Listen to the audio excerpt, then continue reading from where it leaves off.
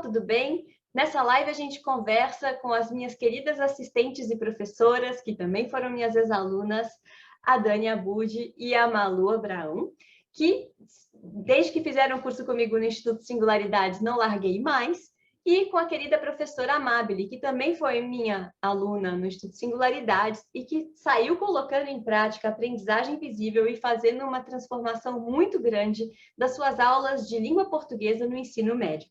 São práticas muito simples e transformadoras que você pode ver no relato delas como ajudou a modificar todas as salas de aula. Na Dani, nos quartos e quintos anos, com a Malu, no trabalho com as bibliotecas e com a introdução à literatura, e na Amabile, com o ensino médio. Confira. É um prazer, uma honra estar aqui com essa conversa tão boa sobre o meu tema principal de paixão na vida e que a gente vem inventando muitas coisas.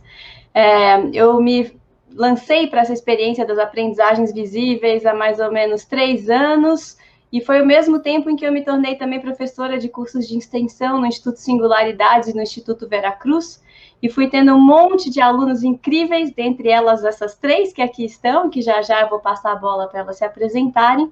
Então, eu sou professora da educação básica há muito tempo e depois fui para o ensino superior, para a extensão de professores, e lá eu pude consolidar essa abordagem, né, da ativa, que é a abordagem para tornar visível a aprendizagem, e que vai trazer uma série de influências e pensamentos e metodologias que ajudam no ensino em sala de aula e que ajudam na avaliação sem isso ser um problema ou um bicho de 7 cabeças, que é isso que a gente vai conversar aqui hoje. Então, eu queria passar a bola para as meninas que me acompanham, todas ex-alunas muito queridas, a Dani e a Malu da equipe da Ativa, para elas se apresentarem, e a Amabile, minha aluna no Instituto Singularidades. Dani. Obrigada, Ju. Boa noite, gente. É muito bom estar aqui com vocês hoje e poder falar um pouquinho sobre um assunto que me encanta demais, né? Eu sou professora da educação básica, sou pedagoga, e desde 2019, quando eu frequentei o curso da Júlia no Instituto Singularidades, me apaixonei pelo tema e não consegui mais parar de estudar. Por isso que eu estou aqui hoje para dividir um pouquinho com vocês. Agora, Malu, conta aí pra gente um pouquinho sobre você. Oi, gente, boa noite. Eu sou a Malu, também fui aluna da Júlia na mesma turma da Dani. A gente fez junto o curso do Singularidades em 2019. Sou pedagoga, eu sou especialista em educação infantil, tenho uma paixão pela tecnologia educacional também. E o curso da Ju, para mim, também foi ampliou meus horizontes, ampliou a minha visão de educação, é realmente um tema encantador, e até pela paixão que a Ju tem pelas aprendizagens visíveis, ela passa isso para a gente, então a gente acaba trazendo isso para a nossa realidade, e eu acho que essa live vai agregar muito para todo mundo, com certeza, para conhecer um pouquinho mais sobre o assunto, sobre as rotinas de pensamento. Acho que vai ser bem legal. Pode ir, Amabile. Boa noite a todos, eu sou a Amabile, é um prazer estar aqui. Eu fui aluna da Júlia também no Singularidade, só que na turma de 2020, né? E aprendi demais com a Júlia. Sou muito grata por ela ter me apresentado esse universo que hoje já se tornou uma prática na minha sala de aula. Então, eu sou professora de língua portuguesa e redação no ensino médio, já há 20 anos, psicopedagoga também, né? E estou aprendendo a cada dia, porque esse é um universo que a gente entra e precisa estudar muito, né? Então, a Júlia foi uma grande apresentadora dessa teoria maravilhosa, e agora estou aqui colocando em prática com os meus meninos, mas ainda uma aprendiz, né? Joia. Então, vamos começar a falar desse assunto, né? Então, tá bom. Ju, sabe, eu queria que você contasse um pouquinho pra gente, que nas formações que a Ativa faz e que você já fazia, né, antes da Ativa nascer, no papel mesmo, direitinho, com todas as letras, Ativa, a aprendizagem visível, ela já fazia parte, né, das suas formações, e era um tema, ainda é um tema, que encanta muito todos que participam das formações e dos cursos. Então, eu queria que você contasse um pouquinho para a gente, afinal de contas, o que é a aprendizagem visível? Então, a aprendizagem visível não é uma coisa só, ela é um conjunto de reflexões e com esse nome virou também uma marca de uma pesquisa específica. Então, no Brasil, o que a gente tem em português publicado é o Aprendizagem Visível para Professores, do John Hattie, que é a maior meta-análise já feita em educação sobre quais fatores que têm mais impacto na aprendizagem dos alunos. E ele faz uma pesquisa sobre pesquisas, isso que é uma meta-análise, para, então, dizer quais são os fatores que mais impactam a aprendizagem, e aí ele tem todo um programa para fortalecer o trabalho e o papel do professor, com base em feedbacks, em devolutivas pedagógicas, que os professores podem fazer aos alunos sobre o seu aprendizado, o seu desenvolvimento, e que os alunos também podem fazer aos professores, e os professores entre si, para se aperfeiçoar. Essa é a linha do John Hattie, que já tem mais ou menos 30 anos de pesquisa. Mais antigo que ele, tem as pesquisas do Projeto Zero. Essas ainda em português a gente tem muito pouca coisa. E as principais são essas duas aqui. Tornando o Pensamento Visível, que é de 2011, e O Poder de Tornar o Pensamento Visível, que é de 2020, junto do qual o Projeto Zero lançou no site deles, em inglês, uma série de ferramentas e todas as rotinas de pensamento que eles pesquisaram estão hoje publicadas, disponíveis no site em inglês, né? Então, tem essa questão da língua, do idioma, mas é uma pesquisa robusta, enorme, que a gente vai falar um pouquinho dela aqui hoje, que é, na minha opinião, a que mais tem potência na sala de aula. Mas a gente também tem que falar e ser justo com a pesquisa, que junto com o Projeto Zero, que é da Faculdade de Educação de Harvard, tem as pesquisas de Reggio Emília, na Itália, muito ligadas à educação infantil, e aí a gente tem uma vasta produção em português. Eu aqui só tenho esse livro aqui, As 100 Linguagens da Criança, que é de vários autores, né, e que conta bastante tanto da formação de Reggio Emília, dos princípios e da prática pedagógica da investigação e da documentação do pensamento visível das crianças. Então, as pesquisas de Reggio, e aí tem aquele outro livro em português, né, Aprendizes Visíveis, que também é Reggio. Junto com o Projeto Zero, esses vêm sendo pesquisas sobre pensamento visível. Então, eles partem da ideia de que os estudantes são sempre, podem ser sempre potencializados na sua capacidade de investigação e pensamento. E que quanto mais esse pensamento for visível, ele será mais potente. E quanto mais a gente conseguir criar uma cultura de pensamento coletivo na escola para fortalecer esse senso de investigação, cada um se sentir como um sujeito de investigação, mais potente é o ensino e a aprendizagem. E como a documentação alia esse processo, ela acompanha, a gente também vai tendo uma forma de avaliação formativa em processo. Então, a gente consegue, por essa mesma teoria, alinhar ensino, currículo e avaliação.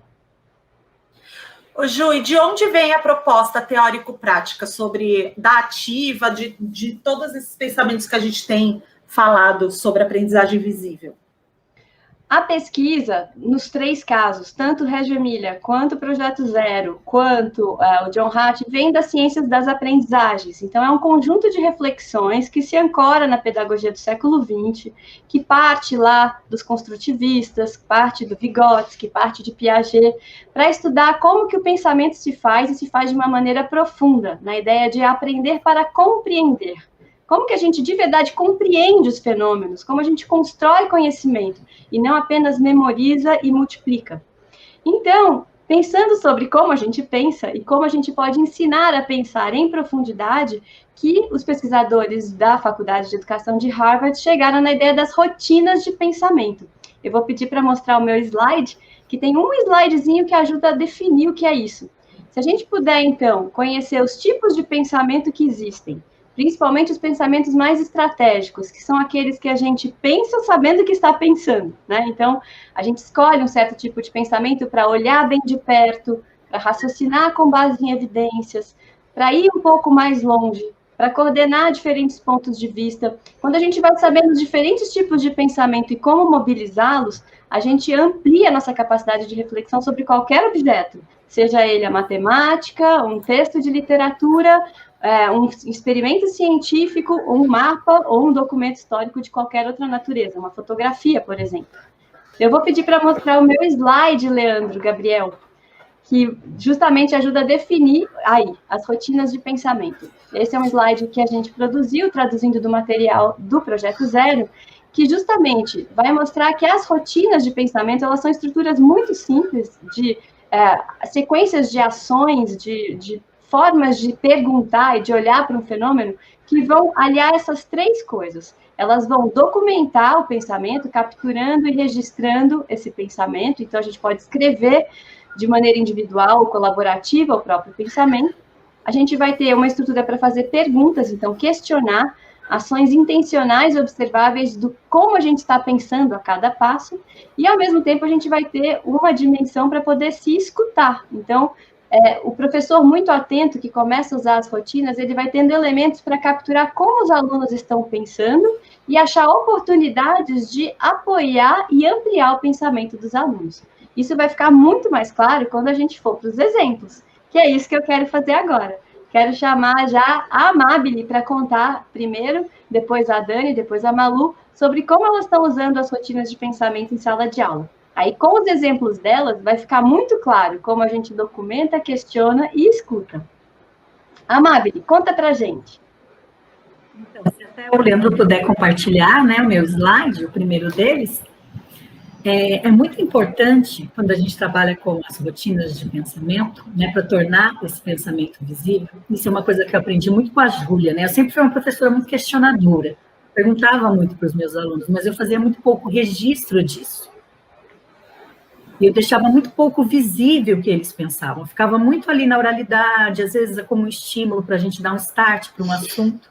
Eu pouco documentava, eu pouco tinha essa trilha, né? Que é, inclusive, um percurso depois ótimo para a gente avaliar a participação dos meninos, principalmente agora que a gente está nesse IAD e nessas transmissões simultâneas. Então, a gente tem toda a participação do estudante da classe ali. Eu vou dar um exemplo de uma atividade que eu fiz com o segundo ano do ensino médio, né?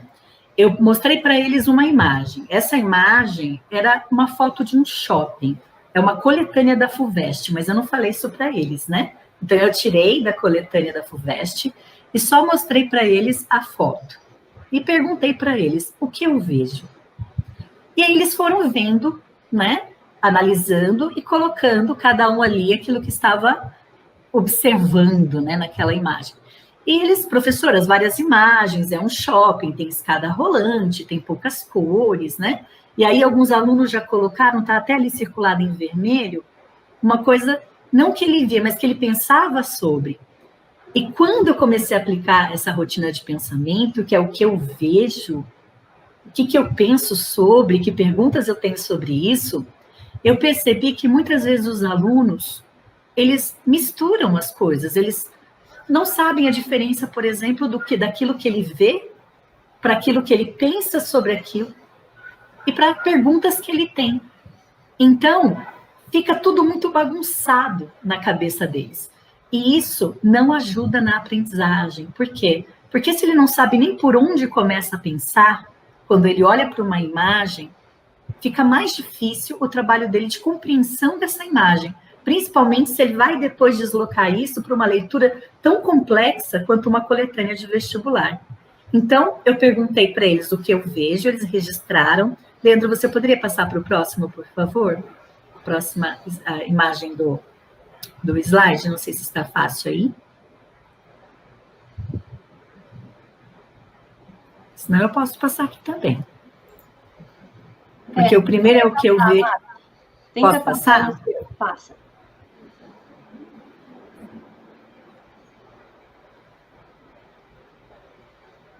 Não sei se já apareceu para vocês. Vamos lá. Vai entrar já, gente. Só me avisem quando aparecer. Então, essa é uma estratégia muito simples, né?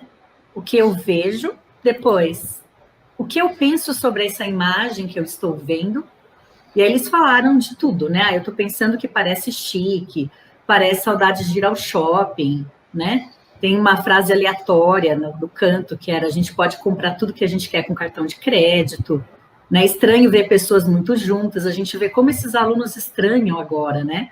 Por exemplo, o fato de estar em quarentena. Então, é interessante para a gente, inclusive, avaliar o socioemocional, como eles misturam a vida deles com aquela imagem que eles veem e o que eles pensam sobre ela. E aí, depois, eu fiz perguntas, né, para eles. Que perguntas eu tenho sobre isso que vocês viram?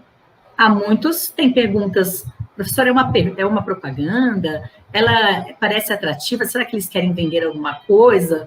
O outro vai falar que queria estar no shopping, simplesmente isso, onde fica esse lugar, né?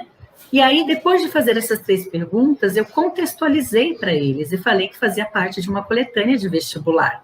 E aí fiz novamente as 3 perguntas. E foi muito interessante. Por quê?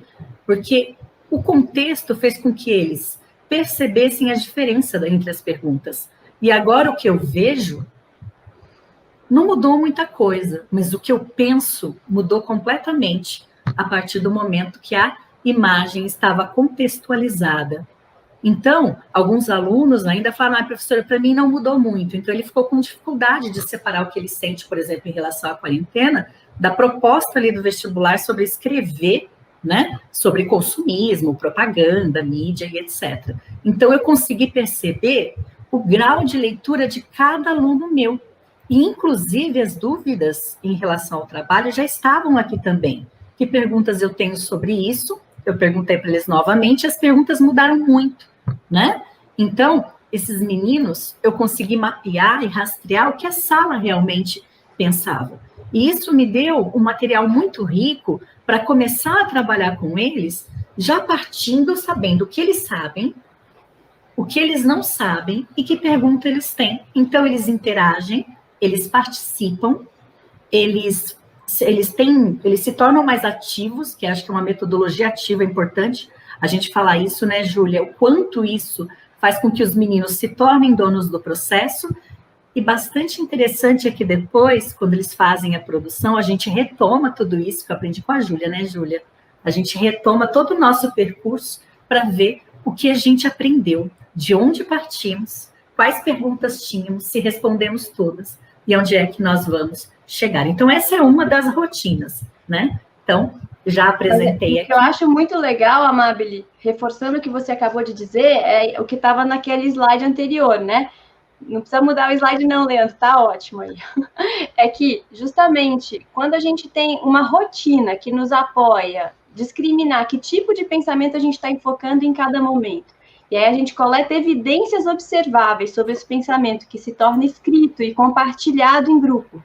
E aí um pensamento de um amplia o pensamento do outro, criando um pensamento coletivo. Baseado em evidências, o pensamento se expande. E essa documentação que vai sendo feita, para além de só capturar o momento, como se fosse só uma foto, ela vai justamente criando um andaime, né? Uma ideia de um andaime que apoia o pensamento para ele sair de um estágio mais superficial e raso do início, em que eles não têm condição de ir muito fundo, e começar a aprofundar em perguntas já baseadas na evidência, que vão mais longe, e no pensamento coletivo se fortalece.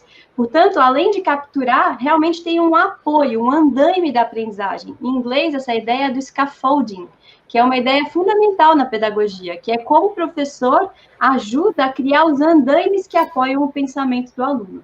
E aí, conforme a gente faz repetidas vezes sobre diferentes tipos de imagem, o que eu vejo, o que eu penso, o que eu pergunto, sobre um experimento científico, sobre um quadro numérico, sobre diferentes fenômenos da vida social, eu vou criando isso como uma rotina no meu pensamento. E aí, sim, eu me aproprio dessa ferramenta como um modo de pensar e levo isso para o mundo. Então, as rotinas, elas tendem a ajudar no objeto de estudo específico, e elas vão formando uma capacidade de pensar, e de pensar sobre o próprio pensamento que a gente leva para a vida. Então, no começo ela pode ser um pouco estranha, mas ela tende a ir se fortalecendo ao longo do tempo, né? A gente tende a ficar mais corajoso, porque a gente vai coletando evidências de que funciona, não é, Amabile? Sim, eu acho que é importante falar que os alunos, eles praticamente transformam numa rotina.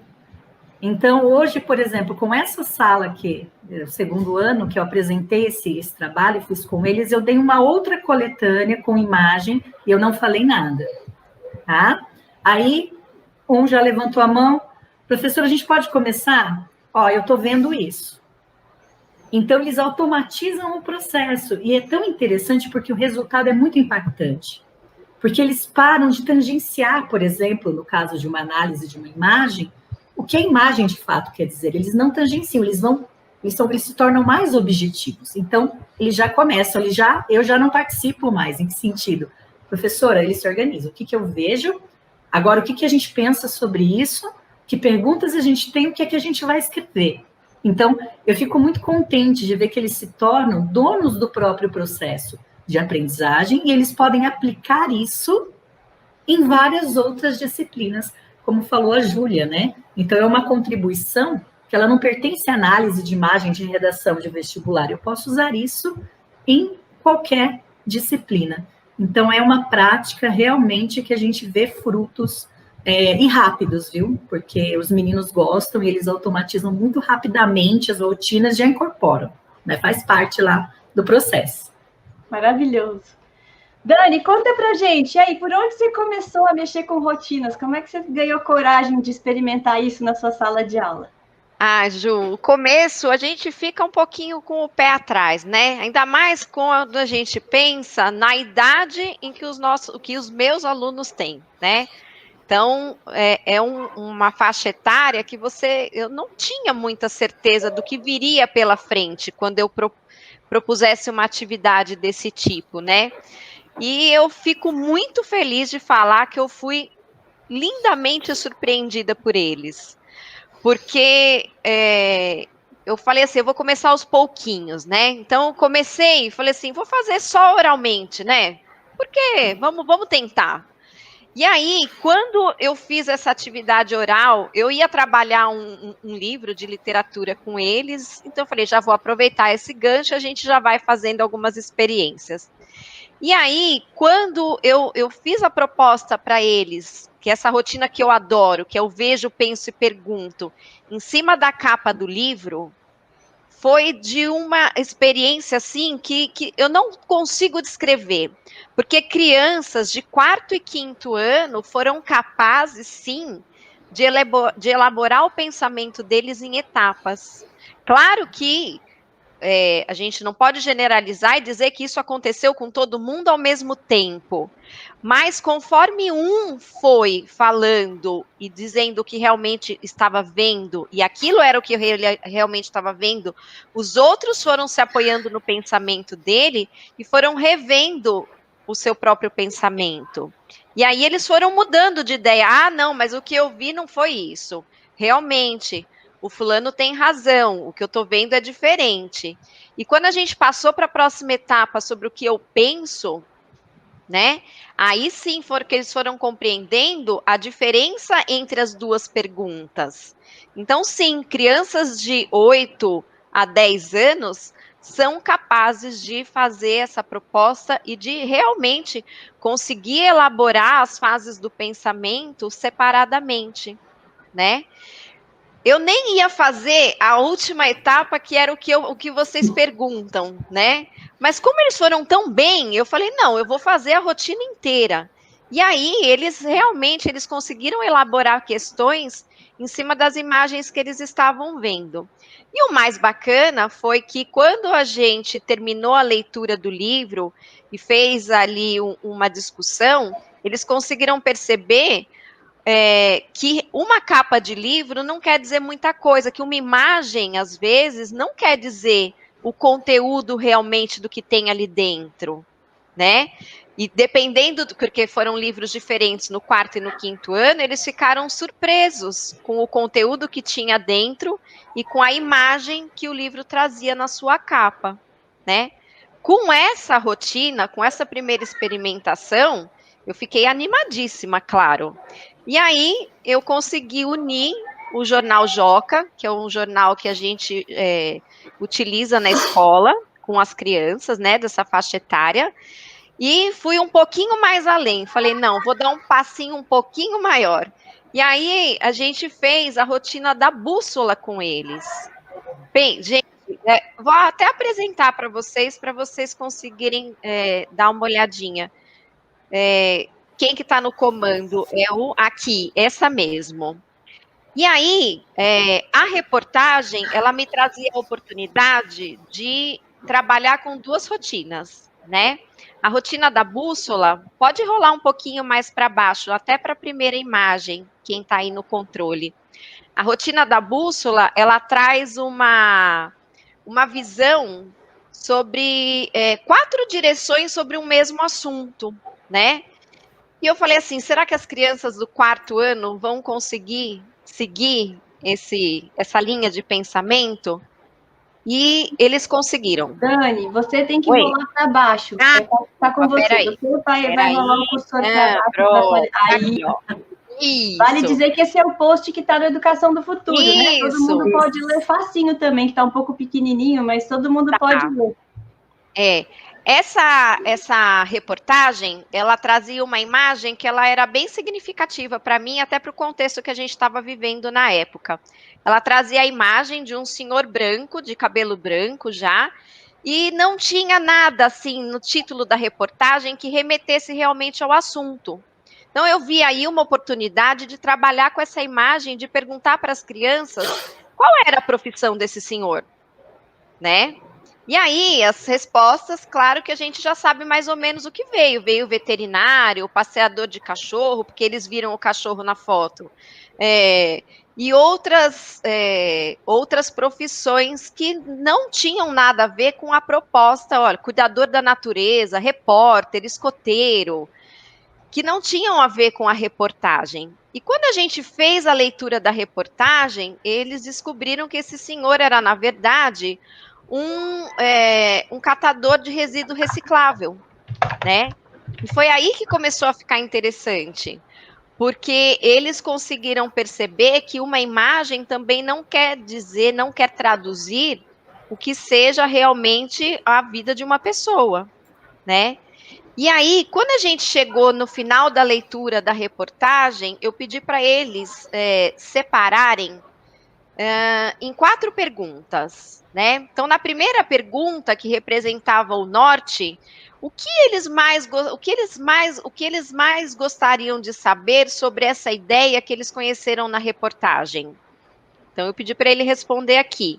A pergunta 2 eram quais são os pontos positivos dessa proposta. Na pergunta 3, quais eram os pontos negativos dessa ideia? E na pergunta 4, eu perguntei para eles como que essa ideia poderia ser melhorada. E as crianças do 4º ano, elas conseguiram responder e os registros ficaram uma graça. E eu digo que os registros são imperfeitos, e eu apresentei no blog do jeito que eles escrevem, com todas as incorreções ortográficas, com tudo isso para mostrar que realmente é um trabalho de construção da própria turma, que não tem uma intervenção de um adulto diretamente no pensamento deles, né? E ainda eu acrescentei no finalzinho da reportagem uma outra rotina de pensamento que se chama Imagine Ser, né? A reportagem ela trazia um trechinho que pedia para eles imaginarem como que seria o mundo, como que seria uma cidade sem o serviço dessas pessoas que fazem a coleta de resíduos recicláveis, né? E aí eles começaram a confabular e imaginar como ficaria as cidades brasileiras sem esse tipo de serviço. Vocês podem conferir depois as respostas das crianças lá na plataforma e ver a riqueza dos registros deles. Eu fiquei muito feliz, foi a primeira vez que eu tinha usado essa rotina de pensamento com eles, e achei assim que trouxe para a aula uma riqueza que só a leitura de uma reportagem com crianças tão pequenas não traria. Porque geralmente, né, numa aula tradicional, nós leríamos, né, a reportagem, perguntaria ali para 2 ou 3 o que você entendeu ou o que você não entendeu, e acabaria por isso mesmo. Mas quando eles vão se apoiando um nos pensamentos dos outros e vão trazendo essa riqueza de registro da documentação, que aquele que não sabia o que responder passou a saber, passou a se apoiar, né? Então foi uma construção coletiva muito rica que eles tiveram durante essa aula. E foi no ensino remoto, né? A gente estava totalmente no ensino online, e a ferramenta que nós utilizamos nessa aula foi a ferramenta do Google Jamboard, onde eles vão registrando simultaneamente as ideias, né? Aí tem mais 2 ou 3 experiências lá na plataforma, e depois quem quiser dar uma olhadinha já fica convidado. Joia. É isso mesmo, né? Deu para perceber que, acho que agora está ficando mais claro para quem não conhecia, que as rotinas de pensamento, elas são uma estrutura para o pensamento, porque são perguntas que ajudam o pensamento a se desenvolver. Então, o norte, sul, leste, oeste com consignas ali, né? Em cada, uma começando com N, outra com L, outra com O, outra com S, ajuda os estudantes a pensarem pontos sobre um mesmo objeto, uma mesma questão, então eles estão olhando sob diferentes ângulos e estão registrando esse pensamento, estão documentando. Então, é um apoio para questionar, é uma forma de documentar e é uma maneira do professor que tem uma intencionalidade pedagógica de investigação daquele tema, justamente escutar o que os estudantes conhecem a respeito, que tipos de hipóteses eles são capazes de formular e que tipos de escrita eles são capazes de desenvolver. E aí, como a Dani disse, não é para ficar olhando o certo e o errado, não é essa a ideia. A ideia é criar uma cultura de pensamento visível para que isso seja, para que os estudantes e os professores se sintam num ambiente em que o erro não é uma coisa a ser evitada, ele vai aparecer, por exemplo, o erro ortográfico, e ele vai ter uma oportunidade de ser transformado. Então, a gente cria uma comunidade de trocas, de prática, de ampliação de conhecimento, onde o erro faz parte e onde o clima de confiança e de participação se estabelece, porque a gente vai ouvindo uns pensamentos dos outros e criando um pensamento coletivo. Não é isso, Amábile? Não é isso, Malu? Sim, Júlia, acho que isso é importante, né? Esses meninos, eles aprendem que eles precisam compartilhar e que nós estamos com eles, né? E às vezes o aluno ele tem muita questão de esconder o erro. Eu vou esconder o que eu errei. Não, o erro ele faz parte do processo de aprendizagem. E às vezes daquele Jamboard, que também é um instrumento que a gente usa bastante, né? A gente consegue trabalhar uma questão de gramática, né? Eu, como professora de português, eu trabalho uma variação linguística, adequação. Então, aquilo é um material tão rico, e eu sempre deixo disponível para que eles possam o quê? Consultar o nosso percurso. E ali a gente já vê. E algo que é muito interessante, depois eu fiz para eles, né, uma pergunta numa sala, se eles gostaram de fazer a atividade. Então, isso até eu coloquei lá no meu blog, eles adoram. Eles realmente falaram, nossa, professora, eu gostei, eu aprendi. E é tão bonito quando o aluno consegue olhar para si mesmo e falar assim, nossa, eu aprendi. Porque às vezes eles têm a impressão que eles não aprendem, né? Eu não sei nada, eu não estou sabendo de nada, meu Deus, só tem um que sabe aqui na sala, 2 não. Eles são capazes de ver que todos aprendem. Então, eles saem de um lugar, vão estruturando o pensamento e chegam ali como um conjunto. E aqueles que não conseguem, né, Júlia, né, Dani? No começo desse start, com os outros, eles vão criando esse conhecimento. Então, é muito bonito ver e registrar esse crescimento coletivo dos meninos. Amábile, não sei se aconteceu com você, quando você fez a primeira vez essa rotina, veja, penso e pergunta, eles ficaram um pouco desconfiados de perguntas tão simples? Ficaram, porque, veja, o meu é ensino médio. Então, de certa forma, eu imaginava que seria muito mais simples. Tem até aluno meu que eu estou vendo que já me deu oi aí, né, que está assistindo a live, né? Então, eu imaginava que seria muito fácil para eles, né? Que eles saberiam separar muito facilmente o que eu vejo do que eu penso e perguntas eu tenho sobre isso. Mas eu percebi que não. E que isso ajudou muito os meninos a quê? A começar a organizar o que pensam. Isso é importante. Porque às vezes eles olham para as coisas, eles não sabem, professor, eu não sei nem por onde eu começo. A gente que trabalha muito com escrita sabe disso, né? São meninos que às vezes leem uma proposta, um exercício, um enunciado, e falam, professora, meu Deus, eu não sei nem por onde eu começo. Então calma. Vamos por partes. Então, é estratégico, né? E o que é estratégico ajuda. E aí eles se tornam o quê? Autônomos, donos da sua própria aprendizagem, e consegue aplicar isso não só no universo da escola, mas também fora dela, né? Porque o mundo é isso, né? Essa é uma ideia mesmo da pesquisa. Essa é mesmo uma ideia da pesquisa, que quando a gente vai desenvolvendo essas rotinas desde o início com as crianças, eles vão se apropriando como uma ferramenta de pensamento e um pensamento estratégico, há mais de 50 tipos de rotinas, então a gente sempre começa com vejo, penso e pergunto, mas há muitas, e aí conforme a gente se apropria dessas estratégias, a gente vai tendo discernimento e experiência ao longo do tempo para escolher quando cada uma é mais apropriada do que outra. E o interessante é que, assim, com adultos, que é principalmente com quem eu já apliquei, né, na formação de professores, e com adolescentes, é mais difícil distinguir o vejo, penso e pergunto, mas com criança, não. Com criança, muitas vezes, a gente já começa o que eu vejo e o que eu imagino. Eles já, né, fazem o transporte direto para a imaginação. Mas eles veem muita coisa, não é, Malu? Malu já aplicou com criança pequena. Conta para a gente sua experiência, Malu. A minha experiência é um pouco diferente da Dani e da Amabile, porque eu trabalhei a vida inteira com o infantil, né? Com os pequenininhos. Eu pegava alunos de 4 a 5 anos.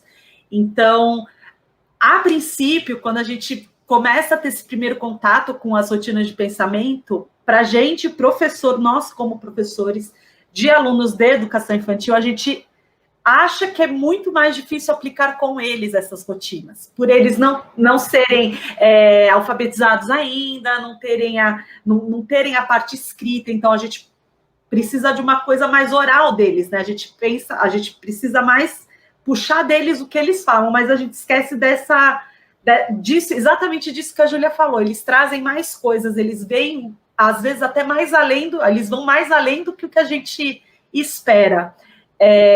A minha experiência em sala de aula, a gente fez uma rotina quando a gente foi uma saída pedagógica. A gente ia para uma biblioteca, para a Biblioteca Monteiro Lobato, a gente estava estudando Monteiro Lobato com as crianças, e a gente foi visitar a biblioteca. Então, o que eu fiz? A gente conversou com eles, a gente tem uma rotina que a gente fala, eu acho que é autoavaliação visível, Ju, mas se você puder me ajudar a lembrar, eu vou explicar como é que foi feita. A gente colocou eu coloquei para eles três perguntas, para eles falarem o que eles achavam que iam encontrar naquela biblioteca. Então, a pergunta era se eles iam encontrar livros só do Monteiro Lobato, se eles iam encontrar livros do Monteiro Lobato e de outros autores, e se eles iam encontrar só livros de outros autores. Foram 3 perguntas. Eles tinham 4 anos, eles eram bem pequenos, né? Então, eu direcionei um pouco mais as e eles tinham que ir lá e colar um adesivinho na pergunta que eles achavam que cabia melhor ao que eles imaginavam que ia ter na biblioteca. A gente fez isso antes da saída e depois da saída. Depois que eles conheceram a biblioteca, a gente voltou para a sala de aula e a gente refez essa pergunta para ver qual era a diferença entre o pré e o pós do passeio, né? Que a gente fez. E foi super interessante, porque teve criança que respondia, que achava que não ia encontrar nada sobre o autor que a gente estava estudando. Teve criança que achou que ia chegar naquela biblioteca e ia ter só coisas sobre o Monteiro Lobato. Ficou mais entre esses dois, de achar ou que ia ter só Monteiro Lobato ou que não ia ter nada, que era só o nome da biblioteca. Isso porque a gente estudou o que era uma biblioteca. A gente foi à biblioteca da escola para eles entenderem, se apropriarem daquilo, para poder fazer essa atividade depois. E quando eles entraram na biblioteca e viram que a biblioteca realmente tinha uma infinidade de coisas, claro, tinha a parte focada, tinha toda uma exposição do trabalho do Monteiro Lobato, tudo, mas eles viram que eles podiam ir além. Quando a gente retomou isso e eles puderam ver o que eles pensavam antes e depois, esse retorno é muito legal, mesmo com os pequenos.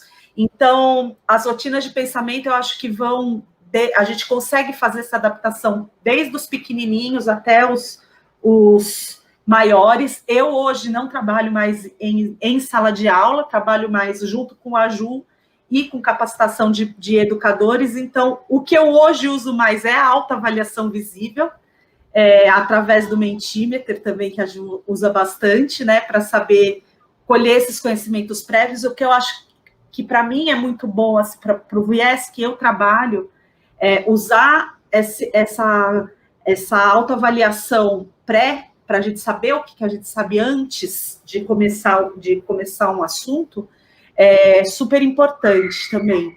Tanto com os pequenos, e acho que agora com a capacitação de educadores também, acho que é importante para todo mundo. Eu me surpreendi muito, porque eu tinha dificuldade de fazer algumas rotinas com a Júlia.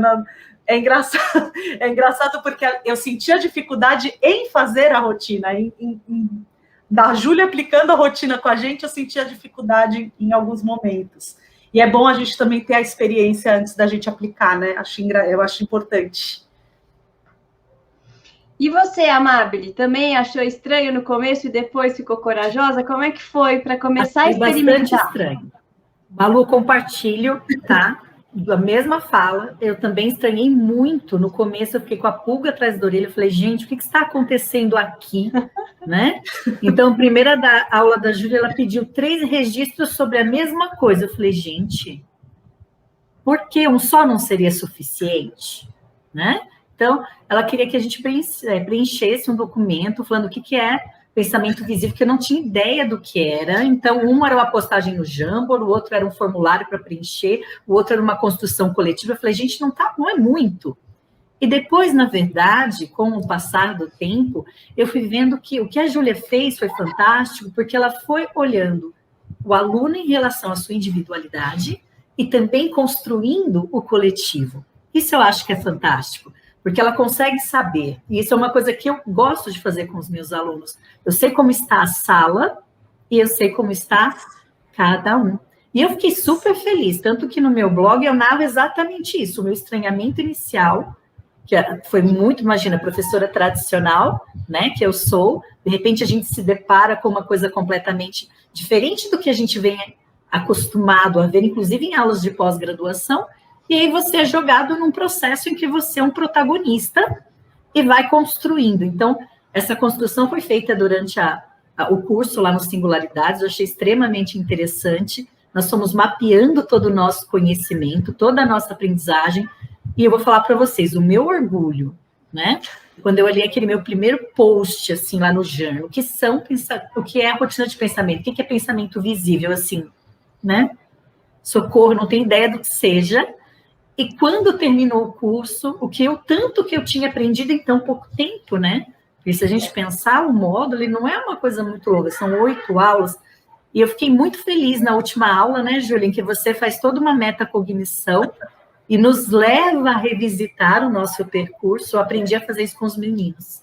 Então, hoje, com os alunos, eu faço todo esse processo de olhar, olha, isso aqui é onde a gente começou assim, e assim a gente caminhou, e aqui é onde nós chegamos. Eu fiquei orgulhosa, como aluna, me senti orgulhosa como aluna, né? E eu acho quando a gente tem uma experiência de aprendizagem assim, visível, porque está documentada num portfólio, que não foi um portfólio fake de só tirar foto do que aconteceu, mas em cada momento você estava tendo um desafio cognitivo e emocional para responder ali, ou coletivamente, ou individualmente. Então, né, acho que essa experiência fala muito do papel do conflito cognitivo, da desacomodação, para que a gente reconstrua conceitos e representações e vá avançando. Quando a gente faz esses chacoalhares, assim, e vai documentando isso em processo, e cria esse fio da meada, esse fio condutor, e revisita, a avaliação não fica mais fácil, Amábile? Muito mais, assim, até do meu processo. Eu vi, por exemplo, uma rotina que nós tínhamos que fazer perguntas, e aí depois, eram 3 processos, né? Até tá no blog, eu coloquei, porque eu achei muito interessante. Então, a gente fazia perguntas, depois escolhia uma cor, depois uma imagem. E quando você pediu para a gente fazer a mesma rotina, eu falei, gente, mas qual que é a intencionalidade de repetir isso em tão pouco tempo? E quando eu refiz, eu vi que eu mudei. Eu vi que, na verdade, não era mais a mesma resposta e que eu evoluí. Então, eu mesma consegui identificar como eu estava em cada momento e onde é que eu cheguei no final do curso. E isso é muito interessante quando a gente consegue fazer na sala de aula com os nossos alunos, porque a gente tem uma realidade, né? Porque uma coisa sou eu olhando para a minha aprendizagem, outra coisa é eu no grupo, olhando para 30 alunos ali numa sala de aula. E isso foi uma das coisas mais interessantes que eu aprendi com as rotinas de pensamento, com esse processo de deixar o pensamento dos meus alunos visível, que é poder olhar e ver como cada um vai reagindo. Então, quando eu percebo que tem alguém ali que está, nossa, calma, esse aqui precisa de socorro, então esse vem para cá. A gente consegue fazer intervenções, Júlia, muito mais cedo.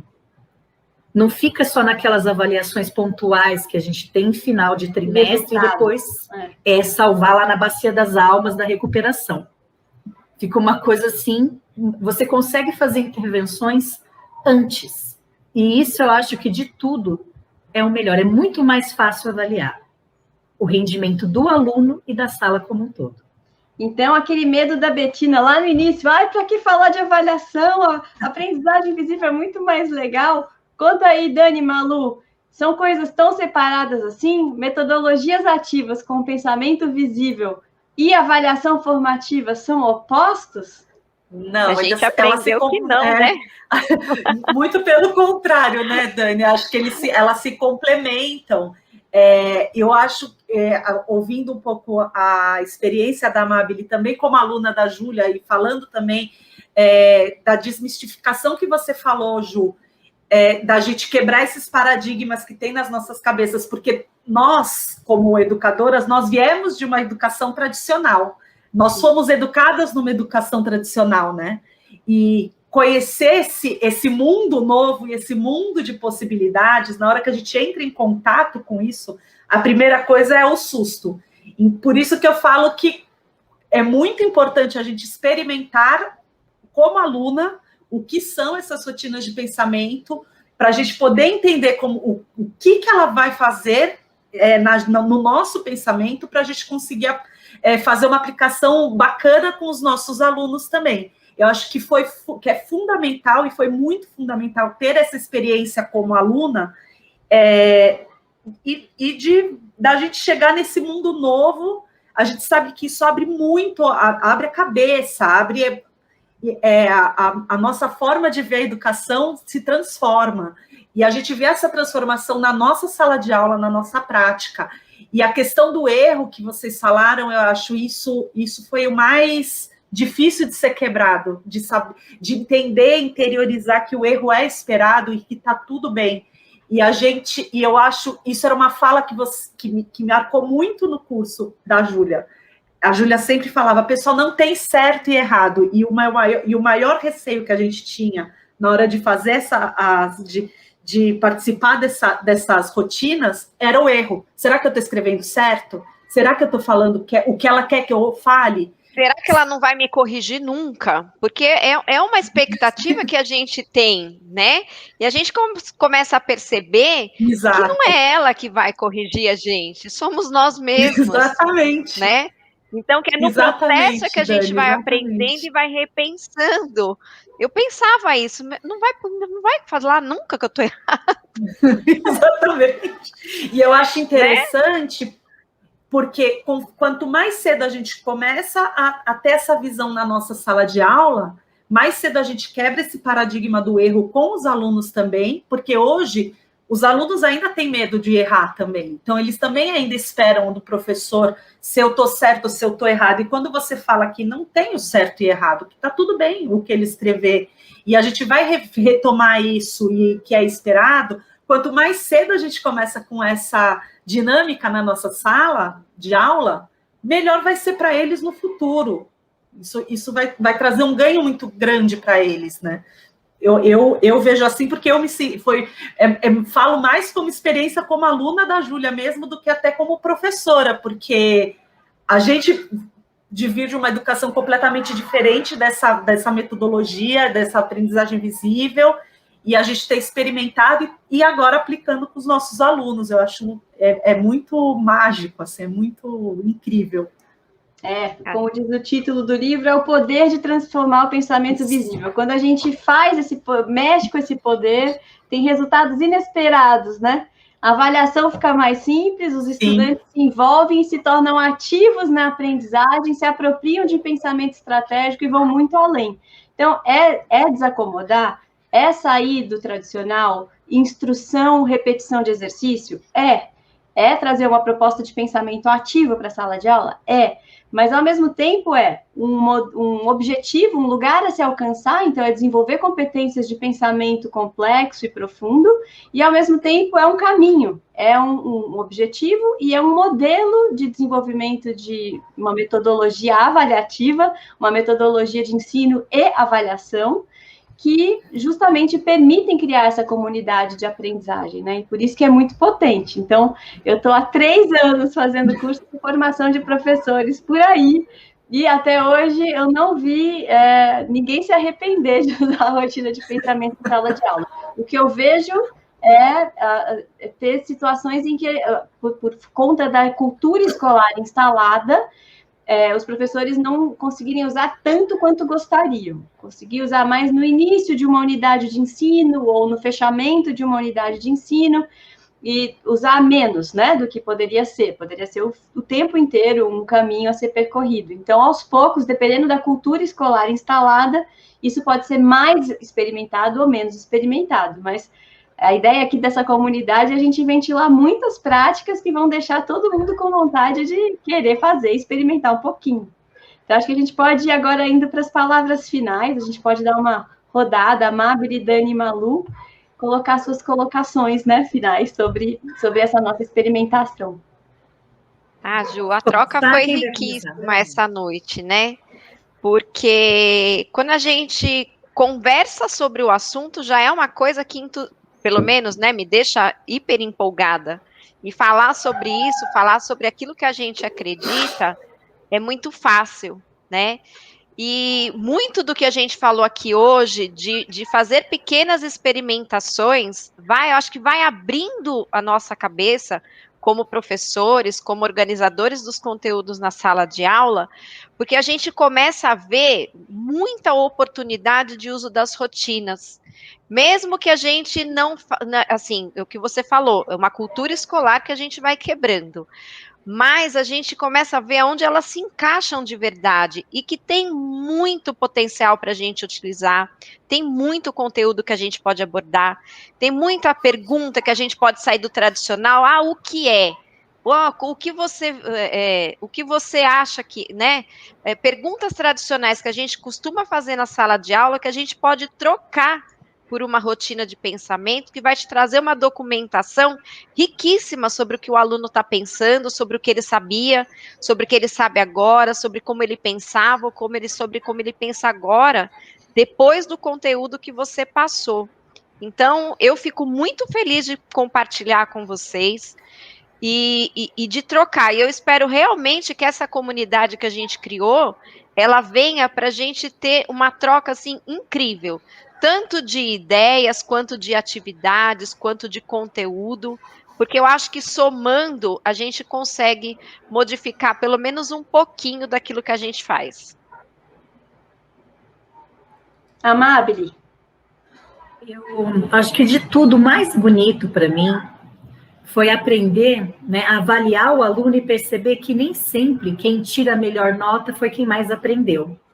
Então, como agora eu consigo olhar o percurso que eles fazem, de onde cada um parte e até onde chega, às vezes aquele aluno que não tirou a melhor nota foi o que mais cresceu dentro daquele conteúdo. Então, eu aprendi até avaliar os alunos de acordo com a sua potência de aprendizagem. Isso eu acho que é muito positivo. Então, eu sou extremamente grata, Júlia, por ter me apresentado, né, as rotinas de pensamento, pensamento visível. Aplico, estou aprendendo, ainda sou uma aprendiz, eu sei que tenho muito para aprender ainda com a Júlia, mas já coloco em prática com os meus alunos e colocarei cada vez mais. Malu? Eu acho, na verdade, eu compactuo dos pensamentos da Dani e da Amabile. Para mim foi assim, abriu muito a minha visão como educadora, a ter contato com as rotinas de pensamento. Eu, infelizmente, tive poucas oportunidades de aplicar com os alunos, com os pequenos na educação infantil, por logo já ter saído da sala de aula, mas a minha vivência hoje, até como fazendo parte da equipe da Ativa hoje, com a Júlia e colocando os próprios educadores para vivenciarem as rotinas de pensamento, eu acho riquíssimo ver também, e ver neles o processo que eu tive durante o meu percurso no curso do Singularidades com a Júlia.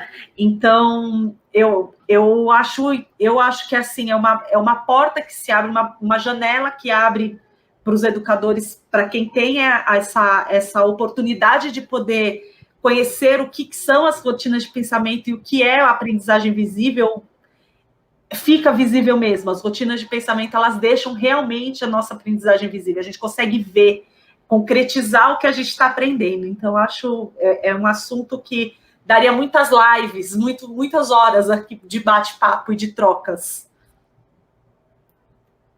E vai dar, a gente vai fazer mais live, terça-feira que vem tem mais uma, que a gente vai trazer mais professores que estão experimentando em sala de aula e fazendo coisas incríveis com as rotinas de pensamento. A gente tem cursos que daqui a pouco a gente também vai anunciar. Quem quiser já acompanha a gente pelo Ativedu e nas mídias sociais, que a gente já está sempre inventando coisa.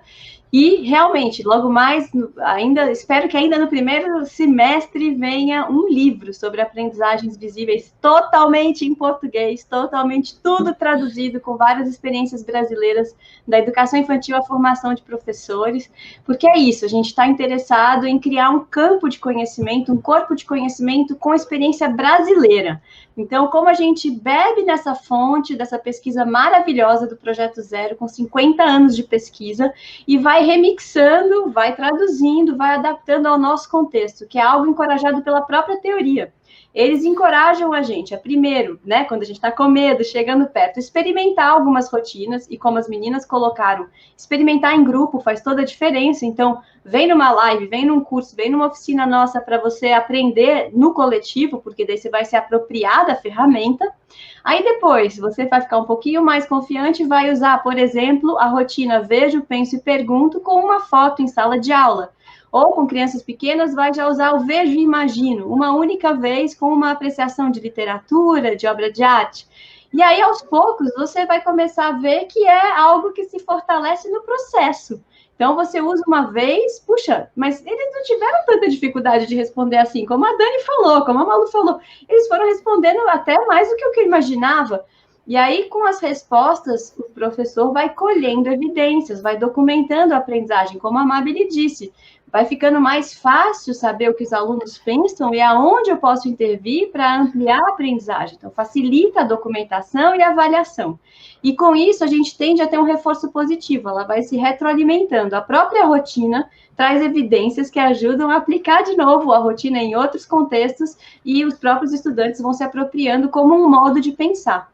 E, portanto, de uma estrutura que parecia estranha, vai virando uma rotina para o meu pensamento, algo que me ajuda a pensar mais claramente, mais visivelmente e alcançar um pensamento mais profundo. Então, essa diferença é muito grande entre um pensamento raso do início e um pensamento muito profundo ao final é esperada. E essa experiência de crescimento na aprendizagem, ela é muito poderosa, porque faz com que a gente se sinta sujeito da aprendizagem. E essa experiência, ela dá brilho no olho, a gente quer mais. E a gente começa a aplicar isso em diferentes objetos da vida, como a gente disse, de uma paisagem que a gente olha pela janela, a um filme que a gente está assistindo, a um experimento científico, a um quadro numérico. Então, a gente começa a transferir essa capacidade, que é uma competência de pensamento estratégico, de uma área para outra. E isso não tem preço, né? Afinal, é o que a própria BNCC define como grande objetivo de currículo, desenvolver competências gerais. E a gente já sabe que o pensamento estratégico é um tipo de pensamento que ajuda todos os demais pensamentos. Então, quanto mais a gente aprende a pensar e a saber como a gente está pensando e a usar esses diferentes tipos de pensamento, a gente tende a pensar mais e melhor sobre tudo na vida. Portanto, é um reforço positivo que amplia todas as competências. Então, a gente deixa essa live já com vontade de quero mais, já tendo uma outra encomendada para terça-feira que vem, no mesmo bate-horário, no mesmo bate-canal aqui da Educação do Futuro. E a gente vai, sim, ao longo do tempo, postando todo mundo está convidado a postar na comunidade de aprendizagens visíveis, fazer seu relato de experiência, contar sua experiência com as rotinas. Já tem um post novo, né, Dani? De uma amiga chegou hoje, está fresquinho. Tem um fresquinho que nem eu li, nenhuma de nós, leu, só a Dani. Nem eu. Nem a Dani leu, ninguém leu. Então, já tem um post fresquinho de uma professora da nossa turma, do nosso grupo de estudos, contando sobre a experiência dela com pensamento visível. Então, é isso. Está todo mundo convidado a estar aqui sempre e a compartilhar suas experiências nessa comunidade de aprendizagem. Tchau, pessoal. Vamos dar tchau. Gente, boa noite. Obrigada. Obrigada, gente.